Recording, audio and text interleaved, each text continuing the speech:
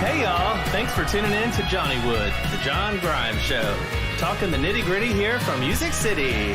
Yeehaw! They say it ain't who you are, but who you know. Fake it till you make it go high when they go low. Standing out is gonna be a lonely road. So I'm following the one that's paved in rhinestones. Must be doing something right. I'm just gonna shine my light, 'cause I've never been one to do things by the book. Say the bleach went to my brain, say my dreams are so insane. Oh, but I'm just gonna do what Johnny would.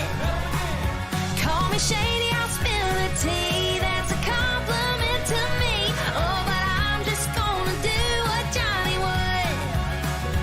Oh, I'm just gonna do what Johnny would. Honey, now let's keep it real.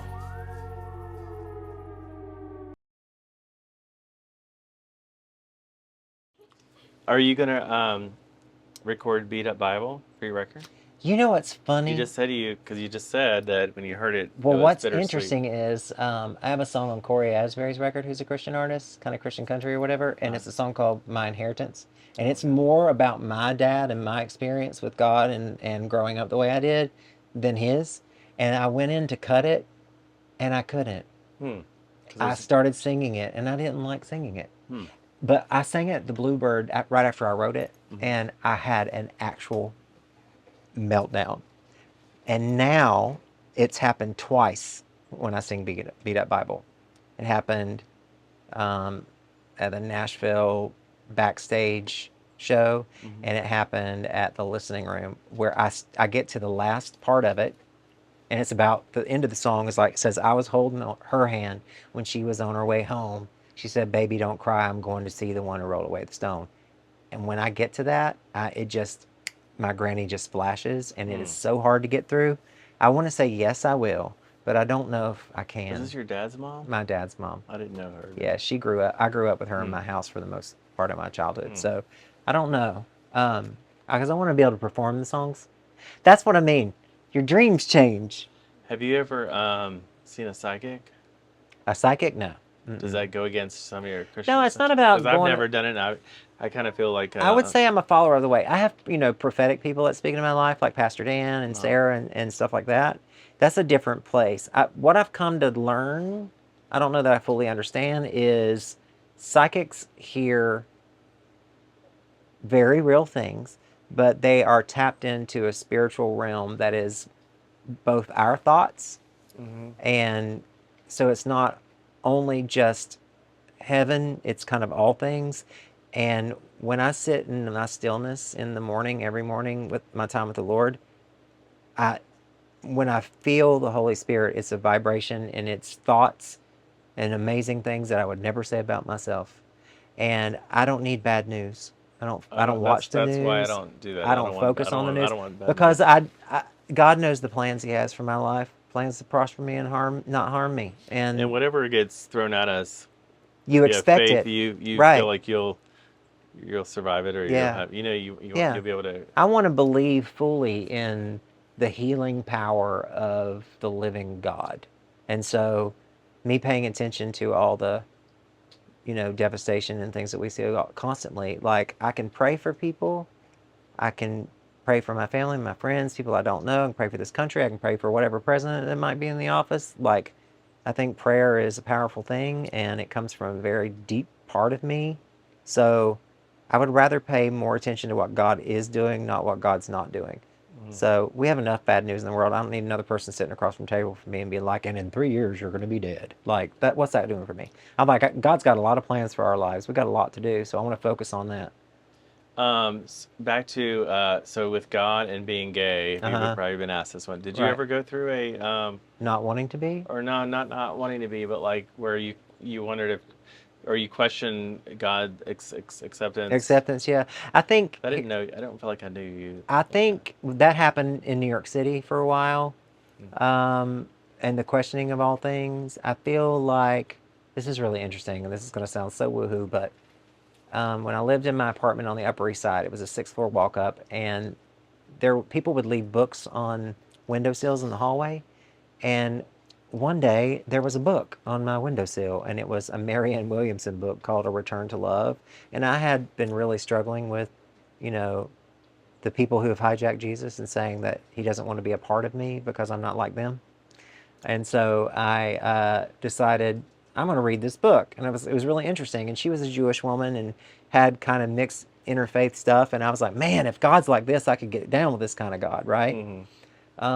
So that kind of opened my mind up to it, and then the stillness thing started happening more and more, where I would just get quiet and listen, and just feel things that didn't feel like they were great things that I would say about myself, because like I said, we pick ourselves apart.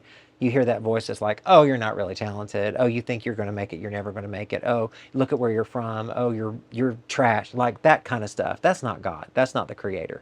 So once I got in that still place of going, I would like to learn more about who God is. That voice of you're wrong for being gay started to go away. I also have to say that I was going to, spirit-filled evangelical churches and learning a lot, and some stuff in theology that I didn't understand, but also made it my business to read and ask God questions and wait and listen and like meditate on it. And I feel like if at this point at 46, if there was something wrong with me, then my life wouldn't be fruitful. And it is. And that just doesn't mean in finances. That means in just my relationships and people that I love, and the experiences I get to have, and the creativity that flows to me and through me at all times, and learning that it's okay to let certain toxic people go, or like I'm in a fully, completely sober place in my life too, because I feel like a lot of us, later on started using probably alcohol to escape some of our childhood trauma, and it made it even worse, even though we're like, oh, we're just having a good time, we're just letting loose. And I just decided, you know what, as we get older, we're not going to drink less probably, so maybe I'll just stop. So now the clarity that's come along with that, and I told you today, it's over 600 days now that I haven't had any alcohol at all. And the clarity that comes from that is amazing. The crazy thing is it feels like there was, this 6 months of, oh, this feels great, and then 6 months of what is happening? The whole world feels like it's falling apart. I feel like my life is falling apart. And am I having a midlife crisis? And probably yes. Am I going through menopause? Yes. All those things. But apparently it takes your brain 2 years to rid itself of the poison of alcohol and the inflammation in your body and the things that it does to your mind. And I wouldn't go back for nothing. I wouldn't go back for nothing, because the clarity that's come, what it's done for my personal relationship, what it's done for my relationship with God, it's not for everybody. And I'm not saying that. I just felt like I grew up in a house with an alcoholic, schizophrenic, drug addict for a father. Thankfully, I didn't get any of the mental illness stuff, But Are you sure? Yeah, I'm sure.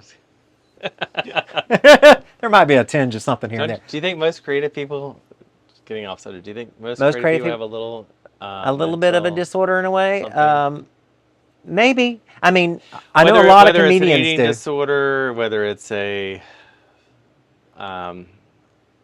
like bipolar disorder or schizophrenia, highs and or lows, the narcissists that are just seem to be everywhere. I think perfectionism. Anything to the extreme is an extreme, and not in a good way. Yeah.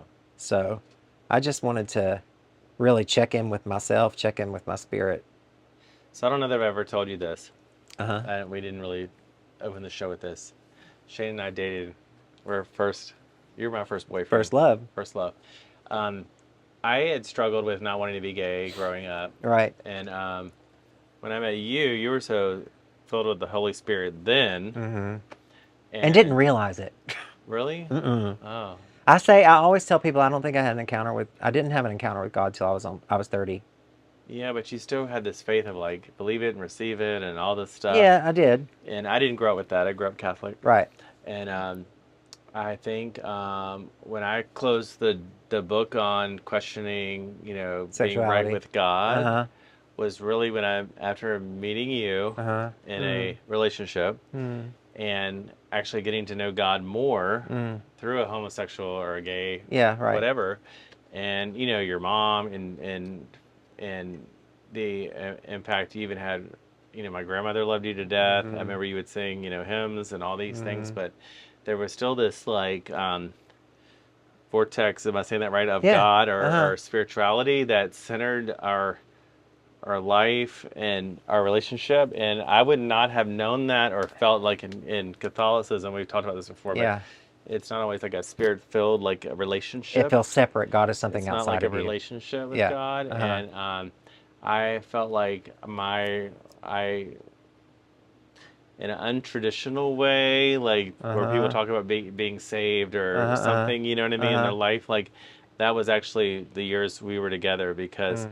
I That's so sweet. I would have never even thought really that. because Mm-mm. I accepted God As this at loving God. only for the first time in my life as a loving God in a homosexual relationship. Right. And I thought if that was the only way I was going to get to God or the way I got to God, um, then how could I question Mm.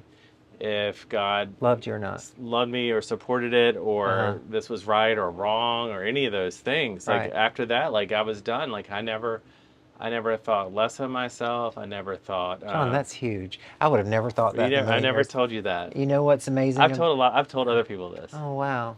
Because I was such a broken person trying to figure things out. I think that's just the evidence of God in your life, whether you've asked God in or not. Because being raised the way I was, my mom was Catholic, my dad was Baptist. They I didn't became know your mom was non-denominational. Catholic. Huh, My every boyfriend, major relationship, they're all Catholic. that's funny. You and Matt and Eric, and all have that kind of religious trauma in a different way than I do, because I feel like a lot of people feel like God is something that's outside of them instead of something that's an inner being. Hmm. And I'm like, you can't cut yourself off from God. You can pinch yourself off pretty good, you know, but that's you doing it. It's not that spirit is flowing to you and through you all the time. It's always coming. That voice is like, you can do this. You can do this. I love you. I'm here with you. I'm never going to leave you. I'm never going to forsake you. I'm right here in your good, your bad, and your ugly. You don't have to perform for me. You don't have to save anyone. You just be you, and you do the one thing that you can do because you're the only you that there's ever going to be. And we don't need copies of Picasso or Beyonce or any other plastic version of whatever everyone's trying to recreate. Do something new. And I look at that, and that feels like what part of my contribution is. And the evidence of God is creativity and creation, and that imagination. Everything was imagination first. This, this, that flower, what Hmm. you're wearing, what I'm wearing, these cameras that we're recording on, someone thought that into existence. And that must be the thing that makes God so proud, because we have a chance as human beings to expand creation. Like, I don't see Jesus here making a table, but there are men and other people that do. You know what I mean? And I just, I want, that's what I want people to know.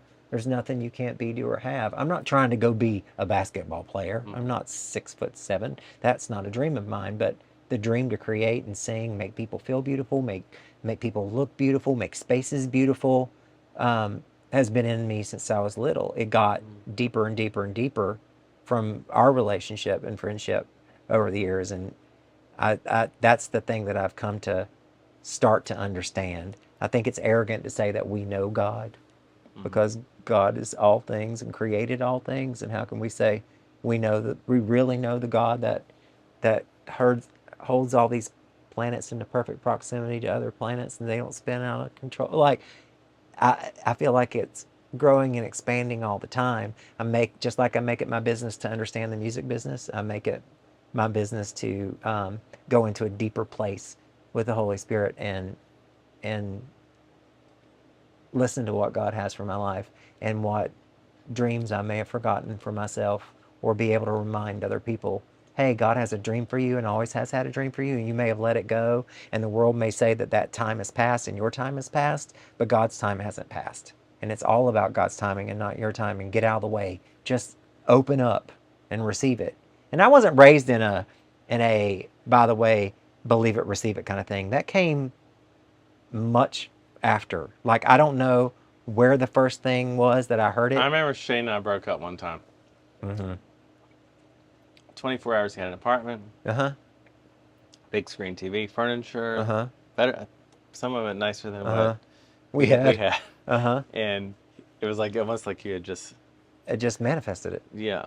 But I didn't know what it was. I didn't have anyone going, "Oh, you gotta think about this, and then it'll just be." It was just an understanding, and That I you feel were gonna like, be okay, or whatever. yes, it was a God. You brought me this far. You're not going to stop I now, had a 20-inch TV. Now you're gonna take me to right?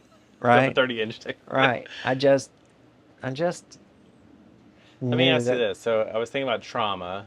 Uh, I lost my mom 10, 11 years ago.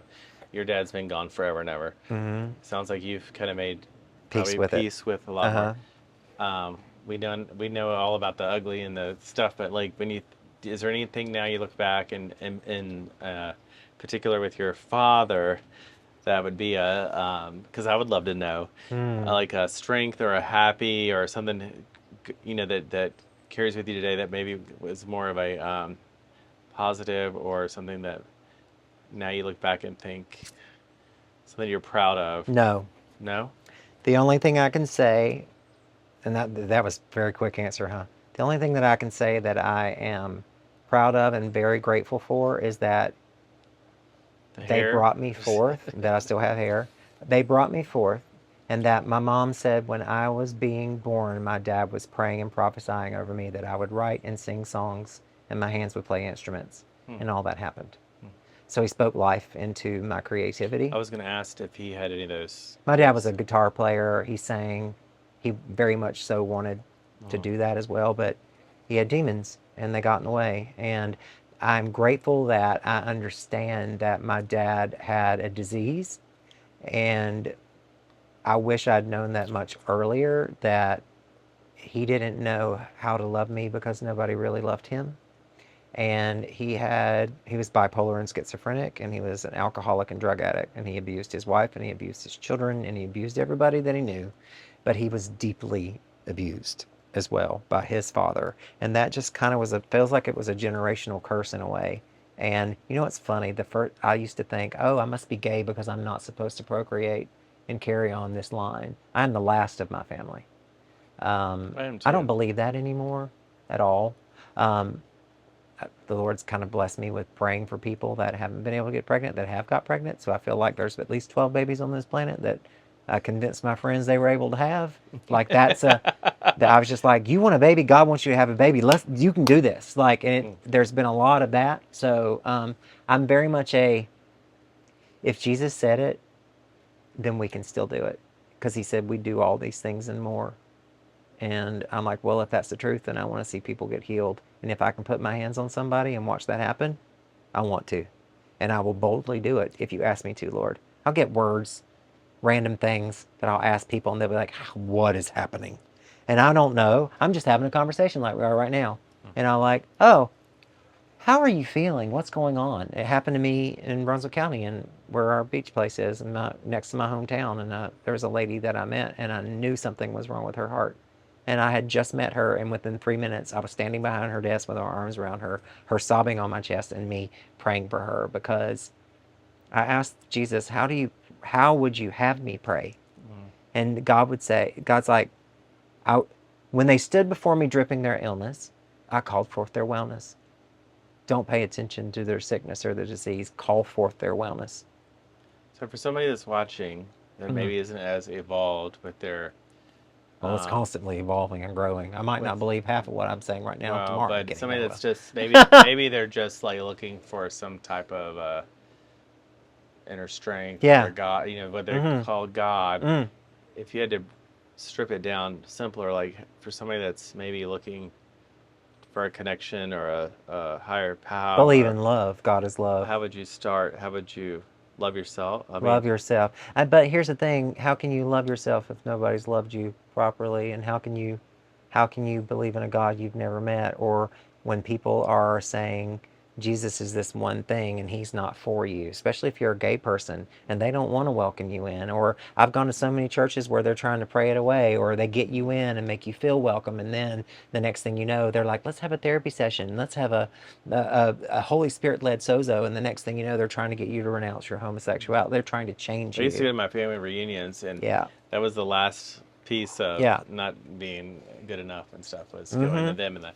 So It's like, it's hard to say, you should believe in this because this worked for me. People have to have encounter. However they get to whatever they believe in, they have to get to that on their own. But I think, for the most part, most people and everyone in this world wants love, and they're good. There's something that's good. And it's like, whether it's you're surrounding them and you're speaking life over them or into them in a love way, or they can get to that place where they get quiet enough to just tell the truth to themselves. It's like, you got to tell the truth, and you got to tell it all the time. You do. And so I feel like I've just gotten, for me, I got to a place where I just had to be just brutally honest with myself about things, with just with everything. Why do I believe this? And was that a real encounter, or what was this? And it's personal, it's personal connection. You may be the only type of Jesus person somebody meets. So I feel like if there's any type of obligation, it's not an obligation, honor that we could have, it would be to love people really well and tell them that they're loved. I've had several friends that I work with in the music business in the past couple of years that have taken their own lives. I would have never thought that would happen. And I would have never thought that they would get to a place where they were so dark that they felt completely hopeless, And I feel like, at least I do know, that when I'm in the room with someone and connected with them especially, they're going to know who I am.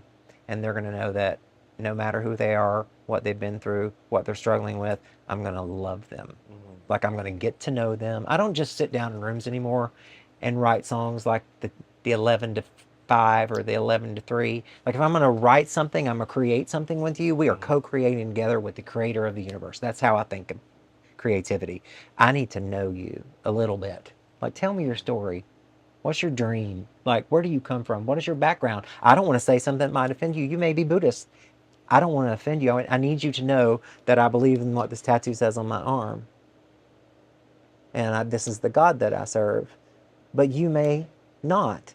But just know that I'm coming from a love place. And I just want people to feel seen. And I want people to feel loved. I've had several friends that I work with in the music business in the past couple of years that have taken their own lives. I would have never thought that would happen. And I would have never thought that they would get to a place where they were so dark that they felt completely hopeless, And I feel like, at least I do know, that when I'm in the room with someone and connected with them especially, they're going to know who I am. And they're going to know that no matter who they are, what they've been through, what they're struggling with, I'm going to love them. Like, I'm going to get to know them. I don't just sit down in rooms anymore and write songs like the 11 to 5 or the 11 to 3. Like, if I'm going to write something, I'm going to create something with you, we are co-creating together with the creator of the universe. That's how I think of creativity. I need to know you a little bit. Like, tell me your story. What's your dream? Like, where do you come from? What is your background? I don't want to say something that might offend you. You may be Buddhist. I don't want to offend you. I need you to know that I believe in what this tattoo says on my arm. And this is the God that I serve. But you may not. But just know that I'm coming from a love place. And I just want people to feel seen. And I want people to feel loved. And I want people to know that even for us, especially as gay people, we got to want Jesus really bad. Because these churches out here be like, get out. Let me take your money and you get out. Like, there's all these things wrong with you. This person murdered their child, but they are still accepted. You've done nothing but love people, but we don't want your kind here. And that, for me, is not who Jesus is. I'm just speaking to what I'm coming to understand, that he is nothing but pure, positive love and kindness and grace and mercy and forgiveness. And that is what I feel like all of us are called to show. Because if you turn 40 years old and you don't go deeper and start asking questions, something wrong with you. Did you watch the Wendy Williams Documentary? No, but you know what's interesting? Mm. Wendy Williams was my best friend in New York, Crystal, her neighbor. Really? So I saw her a lot. Wow. Wow. I never watched her show. I mean, but I never really watched it until things got a little chaotic, and then it became like more new, sensationalized. But we watched the documentary, and what I loved watching it, that kind of maybe even inspired me with doing the Johnny Wood show, was that her love to connect with people. She most came to life with her audience. You know what I mean? And that was when she ran into on the street. She just loved that connection. And or hearing how she made an impact in some way. Yeah. Because someone's coming to you, oh my God, Wendy, I love you. Yeah. And now she's like, well, tell me how you love me. And what is the impact I've made, But something that I don't know if Wendy will be back on TV. Who knows? So, but something that she wanted to do, if she wanted to, on the documentary, she wanted to, be back on TV. She missed her audience. But she said she just wants to take the wig off. Just take the wig off. Just be raw Wendy. Yeah. So if you were going to take the wig off, tell us something that we would be no idea to know about you, or something that's in your head, or something Oh vulnerable. my God. I don't know if there's anything I haven't really shared, because I'm pretty much an open book in life. Like I used to say, well, I was raised on a shrimp boat. That's probably something nobody knows. I You were stripping came it from way down. nothing. I don't know. You know everything about me. I came from nothing, and I've the wig seen, is already the off. wig is off. The wig is off. Yeah, the wig is off. My job is to be vulnerable. Yeah. I'm really an open book. With your lyrics and stuff. Yeah, and just creativity. Period. Like I tell the truth. Does that almost become therapy? Yes. Now therapy. I've had therapists and had therapy, and had therapists say you don't need therapy. You already believe what I'm teaching you. Yeah. Like we'll end up just having the conversation. I was where thinking they're in these sessions, probably like hair. I call it therapy. And Therapy, the absolutely. salon chair. You're having the pregame before you write the song to connect, and who are you? Like you said, what are your, goals? What are you about? And that's kind of probably, it's like therapy. Taking off the literally. Someone asked me that I was on the Thrivalist podcast. And he's like, what would someone not know? I'm like, I'm an ordained minister. I grew up on a shrimp boat. That's I don't. Did you ever want kids or anything? Never Is there wanted anything, kids. nothing like that? We didn't want kids. We kind of thought about it because we were going to end up with my sister's kids. That's right. That was forced in. Maggie Valley, But Road. I'm in a different place. I think I could be a good gunkle. I could be. I don't feel like I've been the greatest to my sister's children. I've been in a different place. I don't know that everyone's called for that. I don't feel like I am. Maybe okay, so back to taking the wig off. Yes, girl. Let's keep it more superficial then. Okay. Instead of the deep. But taking the wig off, like if you had to you mentioned Botox. Oh, if I took the wig off like that? Stop penciling in my eyebrow? Well, I'm just thinking stop the Botox, which I did. How old are you? 46. 46, I'm 48. I want to get my eyes done. I want to get my eyes done. So I really do. going to share with you a secret. So I flew out this summer. I'm like, why do I want to get my eyes done? I flew out this summer, and the stress, the hooded eye thing, right? Did you know that when you're dehydrated, it actually gets bigger, and then it folds over? Oh my God! That's why I travel with a water bottle everywhere I go. So just fluids. Because I had some days on the road where I was like, oh my God, overnight. I was thinking overnight, it folded down. And you're not only just on a bus, you're up and down in the air. You're in all kinds of different altitudes. Everything affects inflammation, right? So maybe we should say keep the wig on. Keep the wig on. Keep please. the wig on. Let's keep the wig on. What would your tips be? My tips for keeping the wig on? Any beauty tips? Glue that shit down. No, No, Beauty really, like, tips? well, like, for guys, you don't Sunscreen. so you don't hear about guys getting older. We don't talk about it, right? That's because all women and everyone say, "Oh, you get more handsome as you get older." Like I was telling you earlier, I was like, "Oh my gosh, I started graying when I was 16 years old. I was coloring my hair all through hair school. I stopped coloring my hair. I've never really kind of stopped coloring. I get bored and I need something to happen, like so I'll bleach it out and make it silver. It's Do you already silver. do you see yourself growing old gracefully? No, hell no. No. I don't know. I don't think I'll never say never, because I want to get my upper eyelids done. I would want to do stuff early so I don't look like feel like someone we put a need to knob do on the back of my I feel head like we need to do it at the same time soon. and see who turns out better. I think we need to do it soon. Yeah. Because I agree with you. Yeah. A little maintenance. I just noticed, it's just now that I'm just like, oh, 46 things start to shift. I noticed this summer even, like, now it's like do or die. If you're not going to start it at our age, it's too late. Yeah. Probably. And we probably should have already. You already did start it. Yeah. I haven't done anything. Yeah. I've never done anything. Yeah. So, but I'm more open Botox. to stuff. Y'all, I did the lip flip. Y'all know what that is? That's when they put Botox in your lip. Oh, yeah. And then, oh my God. The lip flip. They inject to lift your lip. It's Okay. it's Botox instead of filler because I didn't want to do anything like that. But I feel like as I get older, first of all, my lips are lighter, Okay. and they're not as plump as they were, which is the thing. So my esthetician was like, "Oh, you should do a lip flip." I'm like, "Let's do it." She's like, "It's just Botox." I'm like, "Well, I'm already getting it around my eyes and my forehead, so I may as well do it." Now, she didn't tell me I was going to have an issue brushing my teeth using a straw or whistling. And I write so much with females, and sometimes if I can't hit the note singing it or do the run that I You want did to the do, Mariah I whistle? whistle it. I whistle melody. I couldn't whistle. It legitimately was affecting my livelihood. So I can't do the lip flip. Huh. Didn't know about But I the also lip think flip. I'm intrigued by, I don't know if you've seen, is guys getting their lips tinted, like tattooed. Darken it. It I think- changes everything. I think a little color. I'm going to do that. No lip flip. No lip flip. Keep the wig If you're a on. whistler, don't do it. All right. Yeah. Well, I don't endorse these things. You're responsible for yourself. But It's your PSA. anyway, but thank you for the positivity always. Thank you for sharing with me And about the impact. I want you to sing the Beat Up Bible song. I can't do it. I'll cry. Not right now. I think you need to record it. Oh, I hope I'll try. Yeah. I'll try. I mean, it really is for her. Yeah. I think live. I just don't know. I I've just tried feel like it twice. that maybe belongs in the project. Yeah. Thank If you. it was that personal to you that It is that that personal. it wasn't quite the same. Yeah. And then we have plenty more we could talk about. But speaking of a lip flip, I had a tooth worked on today, And so does half none. I feel like looking like this today. So I feel like I had to lip flip myself.